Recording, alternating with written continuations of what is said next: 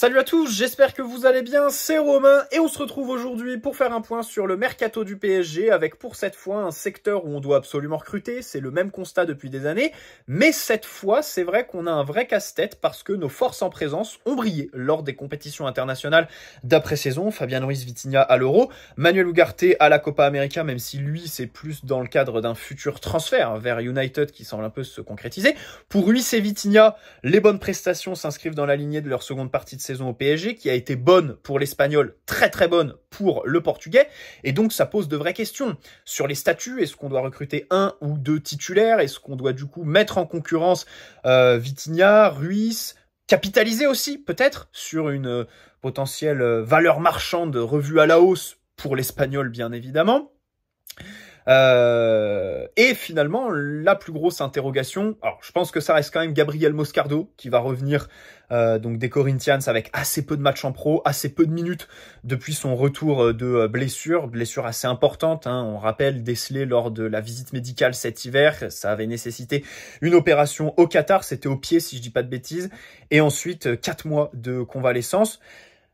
Vient Warren. Warren, c'est vrai que c'est celui dont on ne sait pas vraiment dans quel état d'esprit il est aujourd'hui. Alors les infos comme quoi il laissait filtrer de la frustration à l'Euro parce que c'est vrai que dans le groupe France il y a des joueurs qui ont eu tout simplement 0 minute et lui en fait partie. Donc c'est vrai que là-dessus on peut se poser des questions. Après le contrat qu'il a signé il y a 2 mois évidemment c'est un contrat de titulaire. C'est un contrat de titulaire indiscutable. Donc on va voir.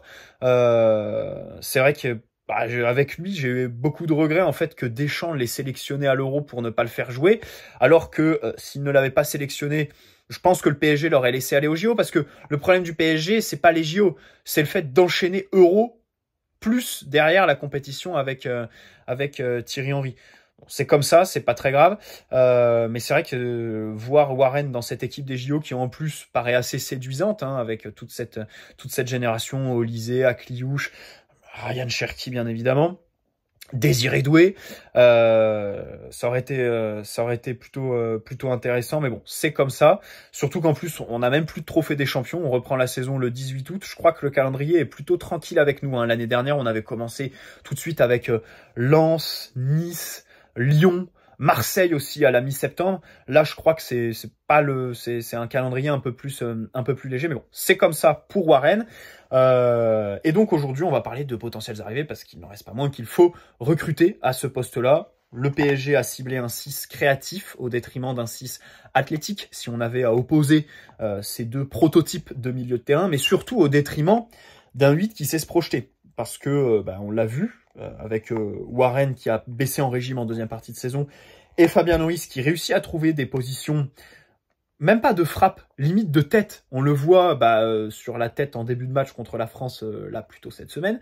C'est vrai que c'est quelqu'un qui est assez bon pour se trouver en bonne position sur les centres, Fabian Ruiz. Bon, c'est dommage qu'il n'ait pas le jeu de tête qui suive, mais c'est vrai qu'il a une vraie faculté à se démarquer et à se retrouver en position de marquer de la tête. Bon, revenons juste vite fait sur le dossier Dean Howson, parce que évidemment le défenseur espagnol, néerlandais de la Juve, c'est le dossier le plus avancé du moment. Alors, concernant le prix, ça a bougé puisque son club en demanderait, alors, selon les sources, il y en a qui disent 30 millions minimum, d'autres qui disent entre 25 et 30 millions, on peut boucler l'affaire. Donc, c'est-à-dire qu'on est au-dessus des 20 millions qui étaient annoncés initialement.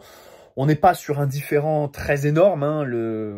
L'écart, normalement, devrait être comblé par quelques petits bonus. On espère que Luis Campos va réussir quand même à boucler un deal comme ça.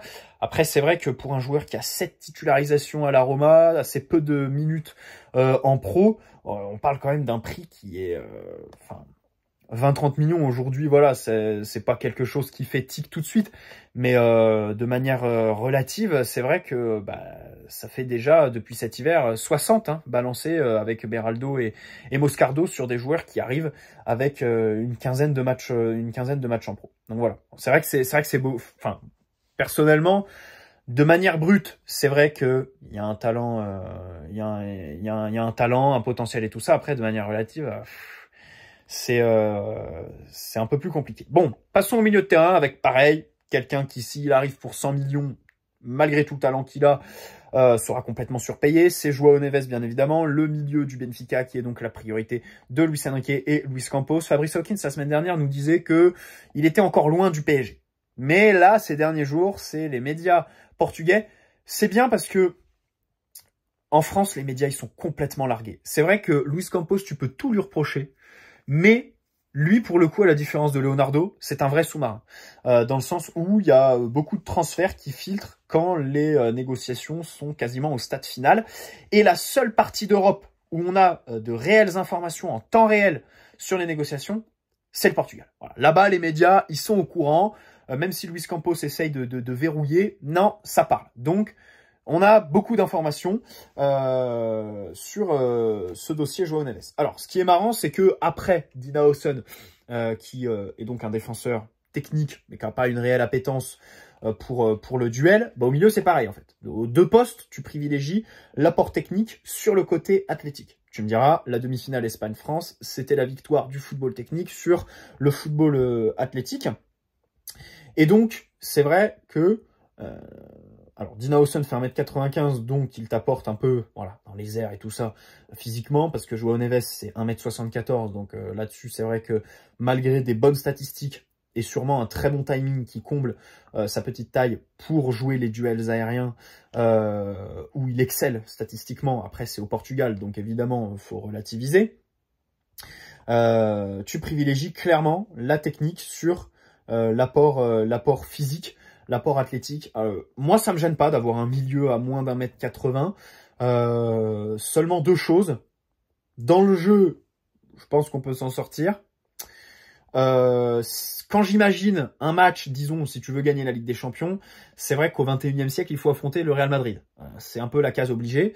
Et en fait, du coup, je regarde le milieu du Real, Tchouaméni, Bellingham, Valverde, même Camavinga, et je me dis, mais ces mecs-là, au-delà de toute considération technique, en fait, fracassent physiquement, en fait. Un milieu Warren, Vitinha, João Neves. Ça, c'est un point très particulier. Je me suis juste amusé à comparer avec le Real. Et de manière plus globale, moi, ce qui me gêne quand même, c'est les coups de pied arrêtés. Parce que, voilà, t'as beau avoir le bon timing et tout ça, quand t'es petit, sur coup de pied arrêté, bah, tu peux te faire avoir. Et c'est vrai que c'est un des plus gros axes de progression du PSG de Luis Enrique. Il faut absolument que le staff travaille dessus, limite recruter quelqu'un, comme à l'époque avec Zoumana Camara, pour travailler les coups de pied arrêtés défensifs, hein, parce que c'est vrai que là-dessus, on manquerait cruellement de taille, surtout si on part sur une charnière Beraldo-Marquinhos, en fait, en défense, tu vois, parce que ça semble être ce qui se profile. Alors, pour revenir à João Neves au Portugal, on annonce que Jorge Mendes est donc à la manœuvre, c'est son agent, et qu'il pousse pour Ugarte à Manchester United afin que le PSG libère de la place et des liquidités. Ça, c'était annoncé depuis 15 jours sur la chaîne. On sait très bien que Jorge Mendes n'a pas deux joueurs au même poste dans un même club, à savoir donc des joueurs en concurrence, alors qu'ils sont tous les deux dans son agence, parce qu'évidemment, il y en a un des deux qui va des côtés. Donc, hop, il sort Ugarte, et puis de toute façon, lui, Jorge Mendes, ce qu'il veut, c'est prendre ses commissions, et donc, plus il fait de transferts, plus il en a. Donc, Ugarte, c'est vrai qu'il aura vraiment mangé sur la clause libératoire l'année dernière, et là, si on le refait partir. Mais donc, c'est assez logique de le voir à la manœuvre là-dessus. Surtout que ça devrait s'accélérer avec Manchester United. Il a terminé sa Copa. United ont bouclé le dossier de l'attaquant avec Zirkzee qui recrute pour 42 millions. La clause était à 40, mais ils mettent 2 millions de plus pour pouvoir l'étaler. Vous savez, ils lèvent pas la clause, ils payent plus pour la payer en plusieurs fois. Gentleman agreement avec le club vendeur. Et donc maintenant, ils vont se concentrer sur le milieu de terrain et la défense centrale. Mais je sais pas s'ils vont aller au-delà des 50 millions sur Ugarte, tu vois. 40, je pense qu'ils iront. Mais 50, bon, ça va être compliqué. CNN Portugal annonce que le PSG a proposé 90 millions pour João Neves, plus un joueur de l'effectif. On ne sait pas qui. Plus tard, dans les médias, pour le remplacement de João Neves à Benfica, il y a eu le nom de Renato Sanchez qui est sorti. C'est vrai qu'il fait partie des nombreux joueurs qui vont revenir de près, comme Juan Bernat, qui était d'ailleurs prêté à Benfica cette saison. Donc bon, s'il pouvait être intéressé par Milan Skriniar, moi je dirais pas non, ce serait pas trop mal, mais c'est absolument pas le type de recrutement qu'ils cherchent à faire, surtout qu'en plus, au rayon gros salaire et joueurs un peu vieillissants, ils vont prolonger Di Maria, je crois.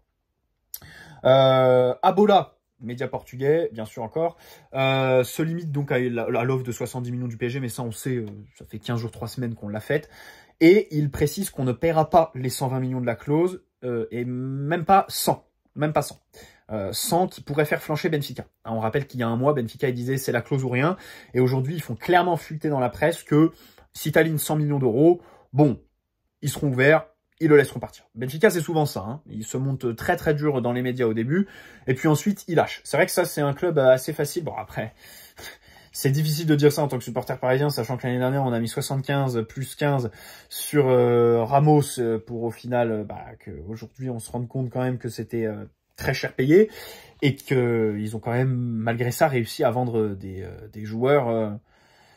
d'une main de maître, quoi. Hein. Joao Félix, 127 millions à l'Atlético, bon, ça c'est exceptionnel. Bref, il y a eu une info comme quoi le joueur serait prêt à rester 1 an de plus à Benfica, mais il a refusé une proposition donc de revalorisation salariale, prolongation de contrat et tout ça. Le Benfica n'est pas contre ce scénario, bien sûr. Hein.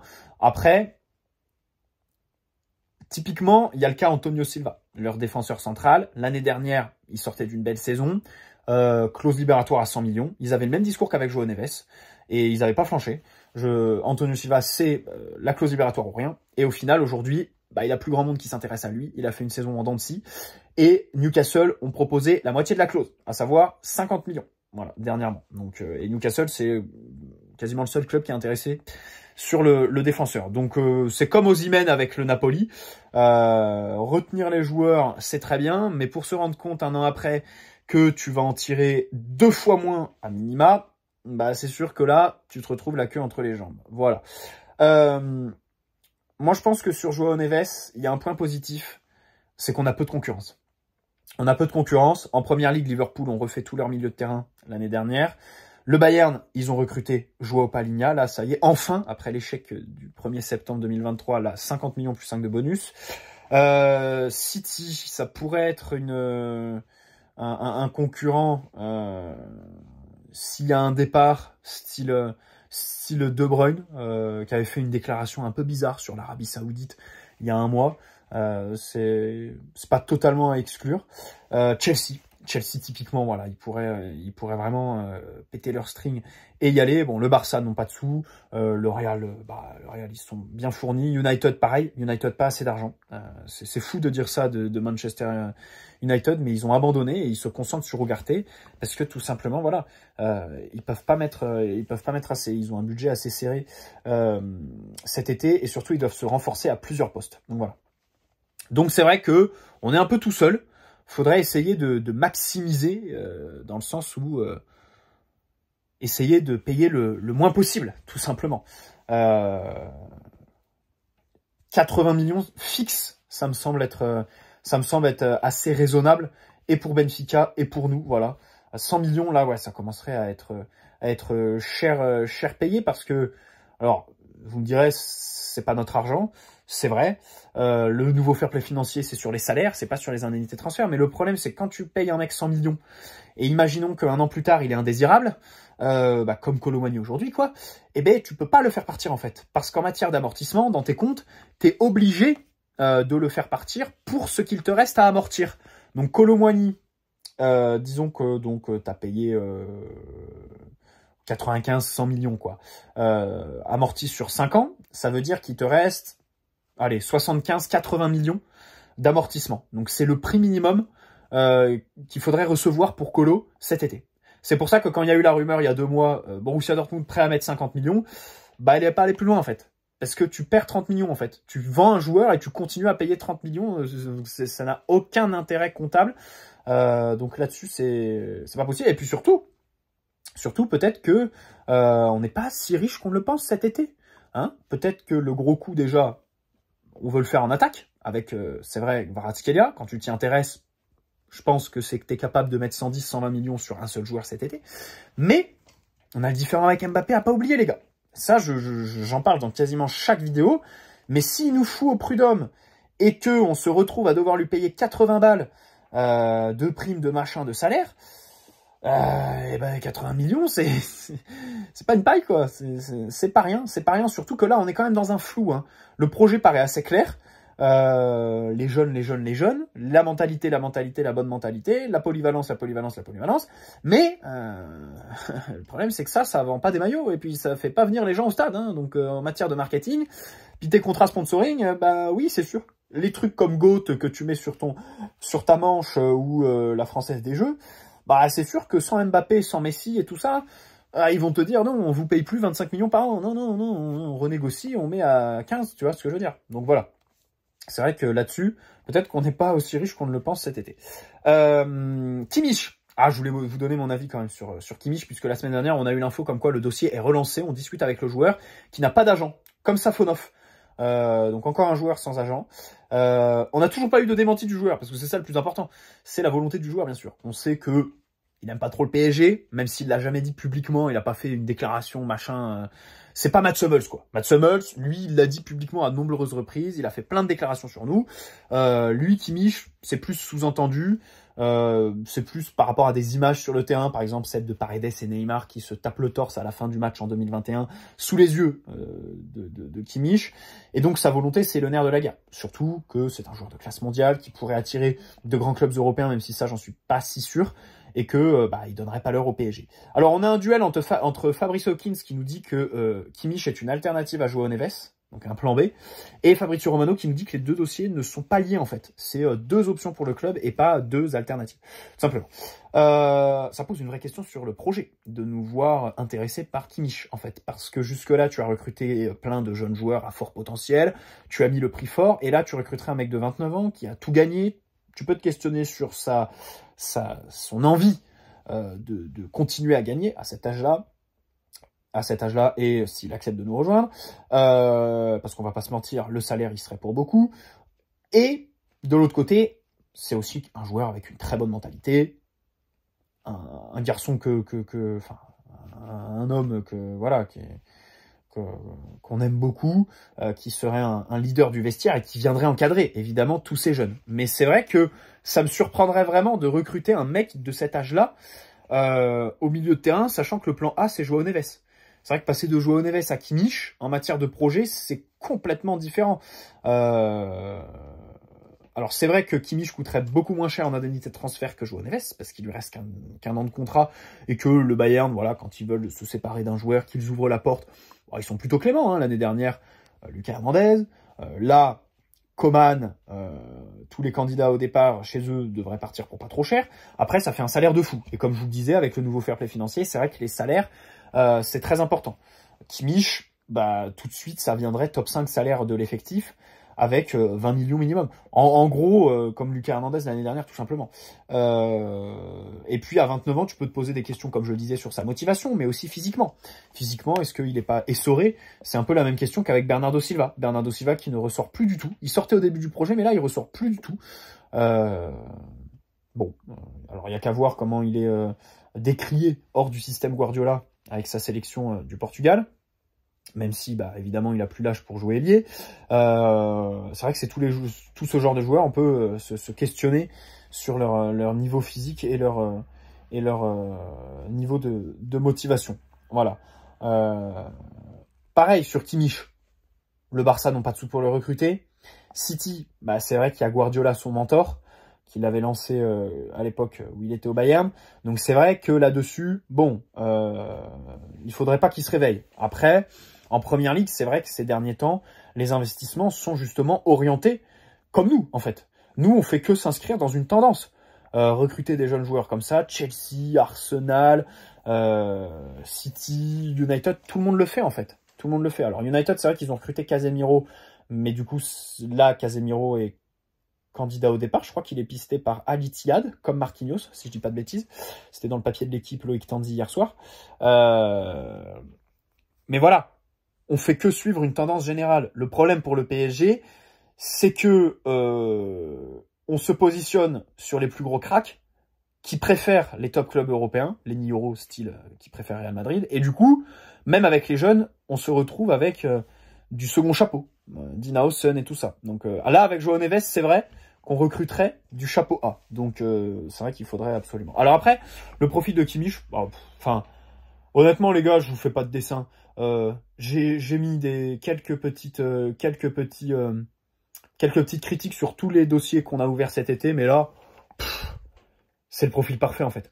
C'est le profil parfait, il est polyvalent, et là où je me différencierais, c'est que je le verrais pas que comme soit un 6, soit un latéral droit.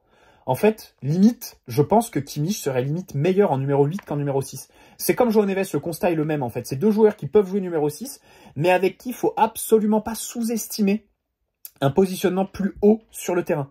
Kimmich, parce qu'il a une bonne frappe de loin, parce qu'il a une très bonne créativité. Moi, sa qualité première, évidemment, c'est les passes. Et dans ce PSG qui manque de véritables passeurs, avoir un des tout meilleurs en Europe dans cet exercice, tout simplement, mais qui dit non? Mais qui dit non? Surtout qu'en plus, ce serait très complémentaire avec Warren Zaïre-Emery, qui justement n'a pas cette qualité de passe. Warren, c'est son plus gros axe de progression.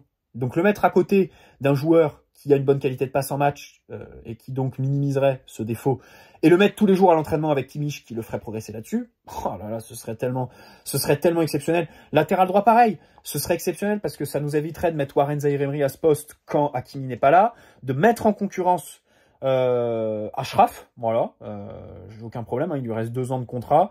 Je sens gros comme une maison que l'année prochaine le Real va venir avec leur technique ultra agressive de nous proposer en fin de mercato 20-30 millions pour Hakimi pour acheter la dernière année de contrat, et puis au final, si vous acceptez pas, on vous prendra libre dans 10 mois. Kimmich, on peut l'imaginer numéro 6, mais comme je disais, numéro 8 aussi. Numéro 8 aussi parce que Kimmich, c'est vrai qu'à la perte, parfois, il peut y avoir quelques petits défauts quand il est numéro 6, au niveau des récupérations, des duels gagnés, les duels défensifs et tout ça. Donc c'est vrai que numéro 8, plus haut, plus proche du but, avec un peu moins bridé, disons. C'est vrai que Kimmich, il faut pas trop le brider. Moi, en fait, limite, je le vois limite 8 ou latéral droit. Si j'avais une hiérarchie à faire, j'arrive pas trop à déterminer entre le poste de 8 ou latéral droit, celui auquel il nous apporterait le plus au PSG. Et ensuite viendrait du coup numéro 6 pour les postes avec Kimmich. Voilà. Mais tout ça pour dire qu'il peut quand même jouer aux 3 postes et que c'est absolument exceptionnel. Une polyvalence que Luis Enrique adore. Comme je l'ai dit, je trouve qu'il a une bonne mentalité. On peut jouer de Xavi Simons aussi. On peut essayer de faire un deal comme Arthur Pjanic à l'époque entre la Juve et le Barça, à savoir tu vends avec une valeur marchande ultra décotée et tout ça, ultra surcotée. Attends, je sais plus comment ils avaient fait la magouille là, mais voilà, tu leur vends Xavi Simons à un prix qui est hors marché, et eux ils font pareil avec Kimmich. Je pense qu'on y gagnerait. Par exemple, tu leur fais Xavi Simons à 70 millions, eux te donnent 70 millions, et toi en échange, tu leur donnes, allez, 45, 40, allez, 45. 45 pour Kimmich.